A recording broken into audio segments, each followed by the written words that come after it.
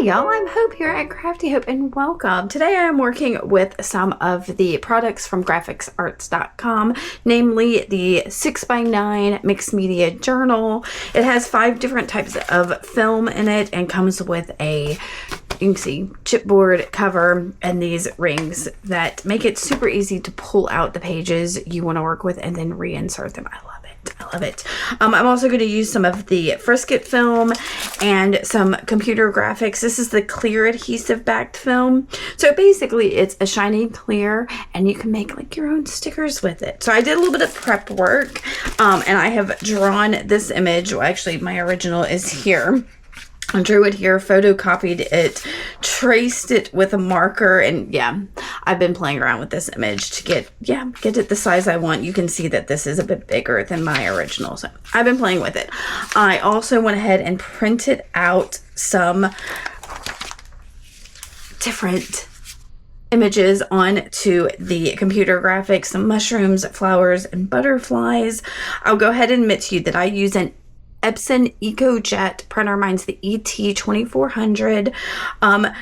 This film works best with a dye-based ink, and the black ink in my printer is pigment based. So I've got a little bit of issue. I have blotted up some of the excess ink that's on there and left it to dry a little bit longer than the graphics typically recommends for a printer. So yes, so we're gonna see how that goes. And yes, here's another. I've got lots of these that I've cut out. I think this one might actually be, yeah, this one's even bigger than that one.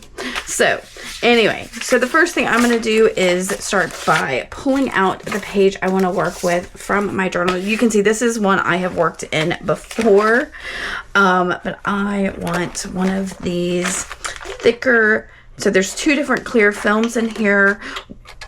One is a thinner wet media one, and one is the thicker one. I think it's a, oh y'all, I can't remember what size it is. I will try to put that information down below because of course I can't remember. But see how easy this, well, I say easy and then I can't do it. It just pops out and I can place it right over and I might even go ahead and tape it with a little bit of tape so that it doesn't move while I am working on this. So let's see what I've got over here. A bit of washi tape. Oh, this one's about out. Well, can't use that one. Okay, I'm gonna tape it and trace it and fast forward through all of this. I use some basic masking tape. This is actually kind of thin to hold it down in 2 places just because that Durlar is slick and too easy for me to mess up. And I'm using a variety of Sharpie permanent markers. You can see this is a chisel tip, but then I have like a regular fine tip and then the ultra fine tip that I am going to use to go through these. And I've sped this up a lot because you understand how tracing goes.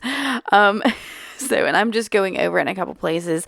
I could have maybe used just the regular fine tip for all of this, but I really like the bold statement that this chisel tip makes. So some of the smaller details I am using the regular fine tip, and then I'll use the ultra fine for the other details, but I will pull off my backing paper to do that because once I start doing this with that ultra fine tip, I realize that I'm having a really hard time seeing which are my lines that I'm tracing here, and which are the lines that that I'm making currently, and which are the ones that are on the backing paper. So yeah, I'll pull that off and do it. That's the only thing about working on clear is sometimes it's like, wait a minute, can I see that? So here I get a better look, and I'm going to go through and just add, y'all, I love the gills of a mushroom, so that was important to me to get those on there, and the wood grain, and I'll end up going over all of this as well at the end of this. And you'll see some of that, and I'll probably also have a video over on my channel a couple days after this video goes up with some more of the details that were in this, but it is really a super simple process. I just was really playing. So I pulled out my Frisket film, and my big idea that I wanted to do was to watercolor within that mushroom cap, but not watercolor. Oh my gosh, I'll use alcohol inks. That's what I'm going to do.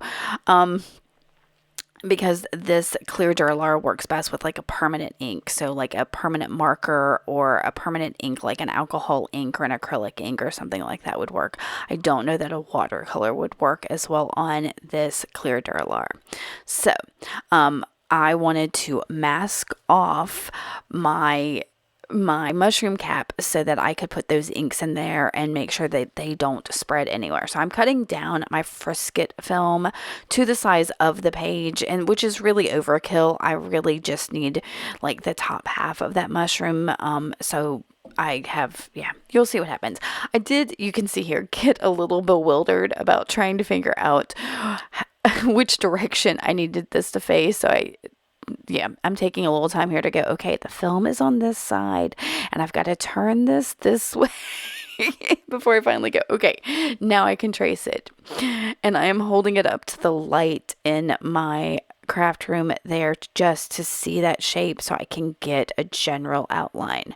Now, I honestly thought I might cut out all of the components of this, maybe the gills, maybe the windows, maybe the door, and mask off all of those areas in order to color them, but really it was that mushroom cap that I knew was going to be the really hard part. Now, I'll also admit that because I am going to work on the back of where I've used my Sharpie on that Duralar, the alcohol ink won't mess with the Sharpie because alcohol, of course, will alter a Sharpie. So just keep that in mind that I'm working on the back of my sheet and not the front of my Duralar, because if I did that, then the black would blur and all of this. Now, I also have a little bit of a hard time here, y'all, getting the logistics of getting the Frisket film onto. I was having a day getting it onto my page. So finally, you're going to see, I'm finally going to be like, just line up the edges there. Once I folded that backing paper, it was a whole lot easier. Yeah. So I'm going to hold that down. And like I said, this is definitely overkill, but I think using that whole sheet also helped me like line up these edges and things like that. And because you'll see it when I get done, I'm going to stick that film back onto the backing paper. I can come back later and use that frisking film again for something else. So I picked out several shades of alcohol inks, and I'm using this ink blender thing. It is a Tim Holtz thing, but I couldn't find my little pads that go on there, so I'm honestly just using a piece of felt on there, just some off-white felt to put my alcohol inks on. I did think about just dropping them directly onto the Duralar, but I knew that it was going to be more ink at one time than I wanted to deal with. So this gave me a little bit more control to use this felt pad blender thing. So I put down all of my cool colors first, these blues and greens, and then added a touch of this hot pink magenta color. I can't remember what all the colors are. I will try to list them below for you in the materials list. So, and you saw I blotted a little bit down, and then I'm using a little bit of alcohol to splatter on there to give me like spots like you would see on a mushroom. That was the big effect I wanted to have in this mushroom cap. I did go a little crazy with the alcohol, so some of those spots are a bit bigger than I wanted, so I'm trying to add a bit more of the alcohol ink. And so that, again, this is the great thing about masking this off with the Frisket film, is I don't have to worry about this bleeding into other areas. You can see all that's getting on the Frisket film. That could have been all over my Duralar. So this way I had a bit more control with all of it. I controlled where the ink was going, how much ink I had. Fabulousness. So I let that dry real quick, and y'all, my camera was not on when I started this part. So I took a little bit of a brown alcohol ink and put it in the upper two corners of my gills section, and then used some white alcohol ink. Now this is a more opaque. The white is more opaque. I think it's called Picket Fence. Is more opaque than the other ones. And I basically put that white in that brown at the top and bled it out. And that gives the gills up there a more opaque effect. but I wanted my windows see-through, so I am using a golden yellow color to go over where my windows are, so that can still be see-through. So later on I might can add something in the windows. I haven't decided yet. Now for the rest of this, I'm going to use acrylic paints. This is actually a fluid acrylic paint, but the rest of them I think are just going to be craft paints. So I'm painting the whole stem of my mushroom in this like off-white color that kind of matches the color that I ended up with in my gills. And then the door, of course, is going to be brown because it's a wood door. And then I'm going to add some green for the grass and some brown for the rest of it, the sky and all of that. And again, all of this is done on the back of this. So when it flips over, it's kind of sealed on the back of it. So here comes my grass, a nice bright green. I think that's actually Irish moss, if I'm remembering correctly. And then the sky is just like I think it's called beach glass. It's a watercolor gels. So it's like an opaque watercolory, but it's an acrylic, whatever. Don't get caught up in the details of all of that. This is just me layering things. Now, if I wanted, I could have put down maybe some clouds or something before I put down my sky, but no, I'm just going in with this sky. I think I did. Okay. Once it was all dry, I gave it a little bit of time. Look how cute it is. It's fabulous, but I want to go ahead and start adding lots of details over the top of this. So I'm testing this. I thought, oh, would the black be interesting on there? But I really like it on top of the white Dura-Brite that's in the journal. And again, I can come in and add other things in the background, and some of that will show through in different ways through it. That's not for this video. Today, we are just working on this journal page.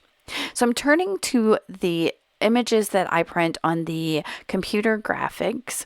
I knew I wanted that big butterfly landing on the mushroom because I wanted this to feel kind of small. So I wanted to have this big butterfly on there. So I wanted, like almost like a Smurf house or something.